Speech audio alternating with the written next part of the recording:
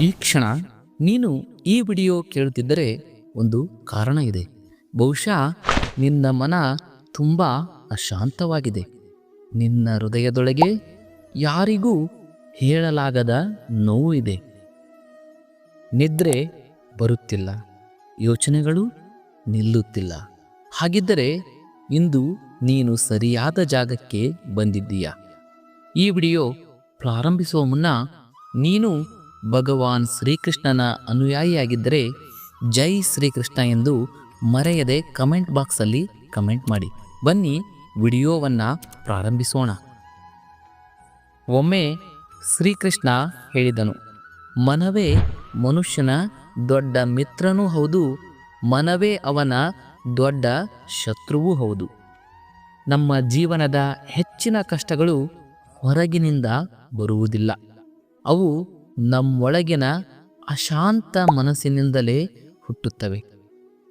ನಾವು ಹೀಗೆ ಯೋಚಿಸುತ್ತೇವೆ, ನನಗೆ ಮಾತ್ರ ಏಕೆ ಹೀಗೆ? ನಾನು ಏನು ತಪ್ಪು ಮಾಡಿದೆ? ಭವಿಷ್ಯದಲ್ಲಿ ನನ್ನ ಜೀವನ ಹೇಗಿರುತ್ತೋ?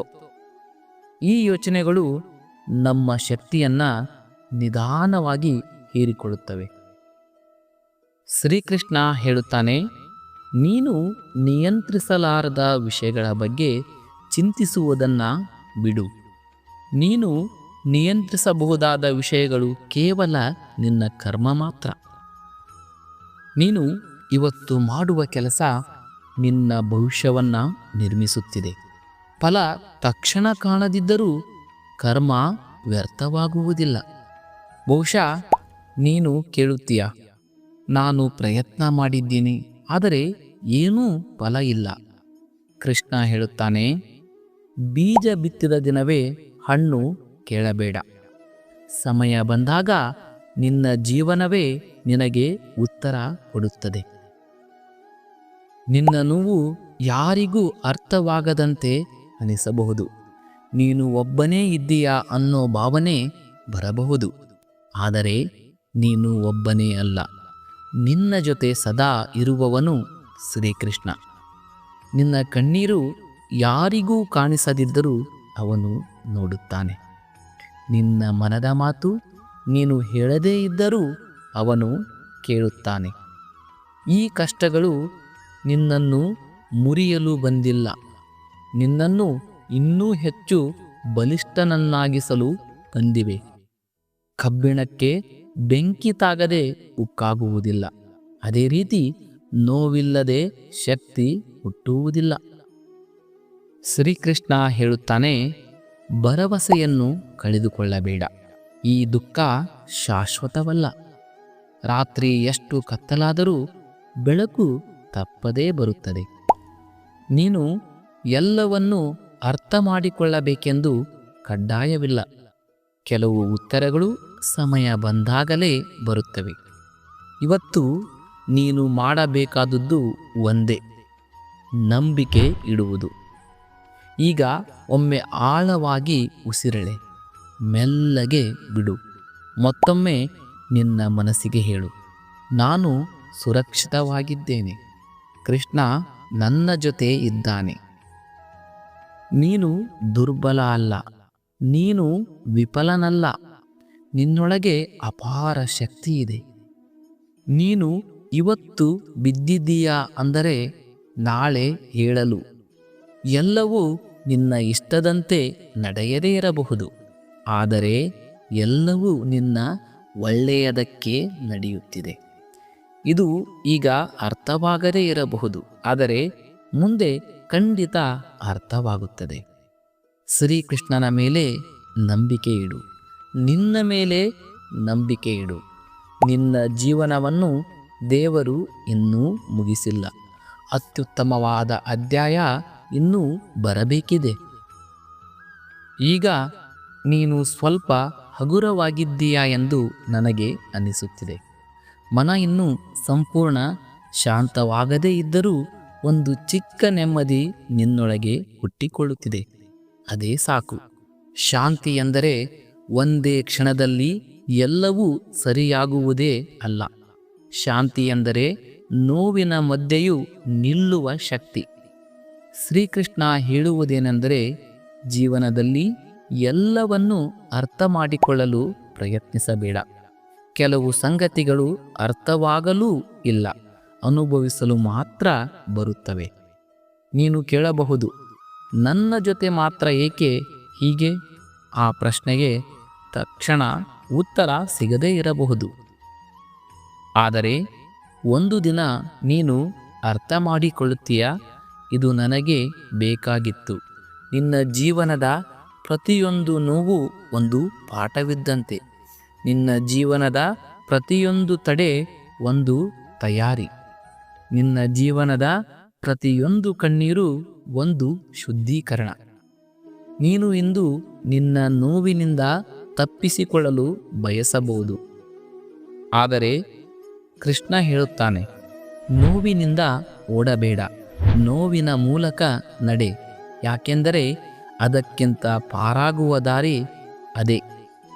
ನೀನು ಬಲಿಷ್ಠನಾಗುವುದು ಎಲ್ಲವೂ ಸರಿಯಾಗಿರುವಾಗ ಅಲ್ಲ, ನೀನು ಬಲಿಷ್ಠನಾಗುವುದು ಯಾವುದೂ ಸರಿಯಾಗದೇ ಇರದಿದ್ದರೂ ನೀನು ಮುಂದುವರಿಯುವಾಗ. ನೀನು ಪ್ರತಿದಿನ ಎದ್ದು ನಿನ್ನ ಕರ್ತವ್ಯವನ್ನು ಮಾಡುತ್ತಿದ್ದೀಯೆಂದರೆ ಅದೇ ಧೈರ್ಯ. ನೀನು ಎಲ್ಲವೂ ಕಳೆದುಕೊಂಡಂತೆ ಅನಿಸಿದರೂ ನೀನು ನಿನ್ನ ನಂಬಿಕೆಯನ್ನು ಕಳೆದುಕೊಳ್ಳದಿದ್ದರೆ ಅದೇ ವಿಜಯ. ಶ್ರೀಕೃಷ್ಣನ ಜೀವನವನ್ನೇ ನೋಡು. ಅವನು ದೇವನಾಗಿದ್ದರೂ ಅವನ ಜೀವನ ಸುಲಭವಾಗಿರಲಿಲ್ಲ.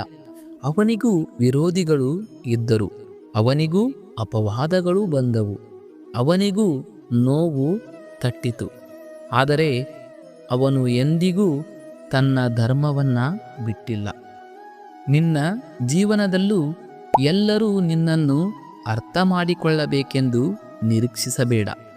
ಕೆಲವರು ನಿನ್ನ ನೋವನ್ನು ಅರ್ಥ ಮಾಡಿಕೊಳ್ಳುವುದಿಲ್ಲ, ಕೆಲವರು ನಿನ್ನ ಪ್ರಯತ್ನವನ್ನು ಗಮನಿಸುವುದಿಲ್ಲ. ನೀನು ರಾತ್ರಿ ನಿದ್ರೆ ಮಾಡುವಾಗ ನಾನು ನನ್ನ ಶಕ್ತಿಯಷ್ಟು ಪ್ರಯತ್ನ ಮಾಡಿದೆ ಎಂದು ಹೇಳಬಲ್ಲೆಯಾದರೆ ಅದೇ ಸಾಕು. ಈಗ ಮತ್ತೊಮ್ಮೆ ಸ್ವಲ್ಪ ನಿಧಾನವಾಗಿ ಉಸಿರಾಡೋಣ.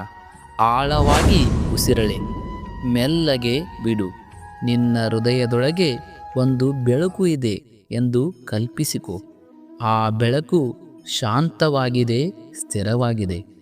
ಪ್ರತಿ ಉಸಿರಿನೊಂದಿಗೆ ಆ ಬೆಳಕು ಇನ್ನಷ್ಟು ವಿಸ್ತಾರವಾಗುತ್ತಿದೆ. ನಿನ್ನ ಜೀವನದಲ್ಲಿ ಎಲ್ಲವೂ ಒಮ್ಮೆಲೆ ಸರಿಯಾಗುವುದಿಲ್ಲ, ಆದರೆ ಪ್ರತಿದಿನ ಸ್ವಲ್ಪ ಸ್ವಲ್ಪವಾಗಿ ನೀನು ಬದಲಾಗುತ್ತಿದ್ದೀಯ. ಅದೇ ಪ್ರಗತಿ, ಅದೇ ಗುಣಮುಖತೆ, ಅದೇ ಜೀವನ. ನೀನು ಇವತ್ತು ಇನ್ನೊಬ್ಬರ ಜೀವನದಂತೆ ನಿನ್ನ ಜೀವನವನ್ನು ಹೋಲಿಸುತ್ತಿದ್ದರೆ ಅದನ್ನು ಈಗ ಬಿಟ್ಟು ಬಿಡು. ಪ್ರತಿಯೊಬ್ಬರ ಪಯಣವೂ ಬೇರೆ. ನಿನ್ನ ಸಮಯ ನಿನ್ನದು, ನಿನ್ನ ಹಾದಿ ನಿನ್ನದು.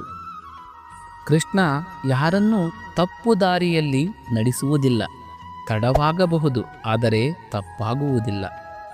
ಒಂದು ಮಾತು ನೆನಪಿಟ್ಟುಕೋ, ನಿನ್ನ ಮೌಲ್ಯ ನಿನ್ನ ಕಷ್ಟದಿಂದ ಕಡಿಮೆಯಾಗುವುದಿಲ್ಲ. ನಿನ್ನ ಮೌಲ್ಯ ನೀನು ಎಷ್ಟು ಸಹನೆ ತೋರಿಸಿದ್ದೀಯೋ ಅದರಿಂದ ಹೆಚ್ಚಾಗುತ್ತದೆ. ನೀನು ಮೌನವಾಗಿ ಸಹಿಸಿಕೊಂಡ ಕ್ಷಣಗಳು ನಿನ್ನ ಆತ್ಮವನ್ನು ಅತಿ ಬಲಿಷ್ಠವಾಗಿಸಿವೆ. ಈಗ ನೀನು ಹೇಳುತ್ತಿರುವ ಈ ಮಾತುಗಳು ಯಾದೃಚ್ಛಿಕ ಅಲ್ಲ, ಇದು ಒಂದು ಸೂಚನೆ. ನಿನ್ನ ಜೀವನದಲ್ಲಿ ಹೊಸ ಅಧ್ಯಾಯ ಆರಂಭವಾಗುತ್ತಿದೆ. ನೀನು ಇನ್ನೂ ಅದನ್ನು ಕಾಣದಿರಬಹುದು, ಆದರೆ ಒಳಗಿನಿಂದ ನೀನು ಸಿದ್ಧವಾಗುತ್ತಿದ್ದೀಯ. ನಿನ್ನಿಂದ ಕೇಳಬೇಕಾದದ್ದು ಒಂದೇ, ನಿನ್ನ ಮೇಲೆ ನಂಬಿಕೆ ಇಡು. ನಿನ್ನ ಪ್ರತಿಕ್ರಿಯೆ ಮೇಲೆ ನಂಬಿಕೆ ಇಡು. ಕೃಷ್ಣನ ಮೇಲೆ ನಂಬಿಕೆ ಇಡು. ಉಳಿದದ್ದನ್ನು ಜೀವನ ನೋಡಿಕೊಳ್ಳುತ್ತದೆ. ಈಗ ನಿಧಾನವಾಗಿ ಈ ಮಾತುಗಳನ್ನು ಮನಸ್ಸಿನಲ್ಲಿ ಹೇಳು. ನಾನು ನನ್ನ ಪ್ರಯಾಣವನ್ನು ನಂಬುತ್ತೇನೆ.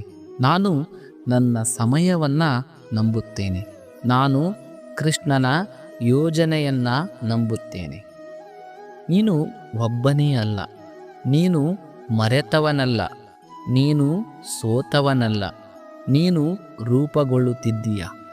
ಅದು ಕೆಲವೊಮ್ಮೆ ನೋವಿನಂತೆ ಕಾಣುತ್ತದೆ, ಆದರೆ ಅದು ಬೆಳವಣಿಗೆ. ಈ ರಾತ್ರಿ ನೀನು ಶಾಂತಿಯಿಂದ ನಿದ್ರೆ ಮಾಡಬಹುದು. ನೀನು ನಿನ್ನ ಶಕ್ತಿಯಷ್ಟು ಮಾಡಿದ್ದೀಯ, ಉಳಿದದ್ದು ನಾಳೆಗೆ ಬಿಡು. ಶಾಂತಿ ನಿಧಾನವಾಗಿ ನಿನ್ನನ್ನು ಆವರಿಸುತ್ತದೆ. ಶ್ರೀಕೃಷ್ಣ ನಿನ್ನ ಮನಕ್ಕೆ ಶಾಂತಿ ನೀಡಲಿ, ನಿನ್ನ ಹೃದಯಕ್ಕೆ ಧೈರ್ಯ ನೀಡಲಿ, ನಿನ್ನ ಜೀವನಕ್ಕೆ ಬೆಳಕು ನೀಡಲಿ. ಜೈ ಶ್ರೀಕೃಷ್ಣ.